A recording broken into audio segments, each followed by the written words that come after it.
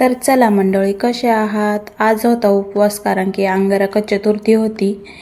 आणि दुपारी मस्त पिऊला घेऊन आले घरी येता येता मस्त दही आणि केळीचे वेफर्स घेऊन आले, कारण मला वेफर्स आवडतात आणि पिऊलाही आवडतात. तिकडनं आली, मस्त गरम गरम खिचडी बनवून घेतली आम्हाला दोघींना. मस्त मग जेवणासाठी घेतलं दही, खिचडी आणि केळीचे वेफर्स. आम्ही दोघींनी मस्त खाऊन घेतलं. आणि आठवडा झाला तेव्हापासून काय मी व्लॉगच बनवलेला नाही, कारण की मी गावाला गेलेली होती. तिकडले मी भरपूर व्हिडिओ काढले, ते नंतर मी टाकन. मला काही मूडच होत नव्हता. मग मस्त खाऊन घेतलं आम्ही दोघींनी.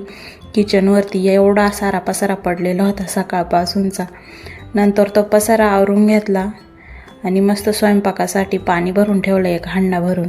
किचन वगैरे साफ करून घेतलं आणि संध्याकाळी मस्त दोघींसाठी चहा ठेवला.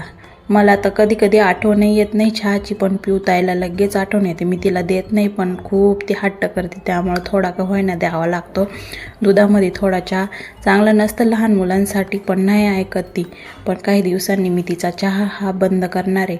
कसा वाटला व्हिडिओ नक्की सांगा. फॉलो करा, सबस्क्राईब करा. तर चला मग, बाय.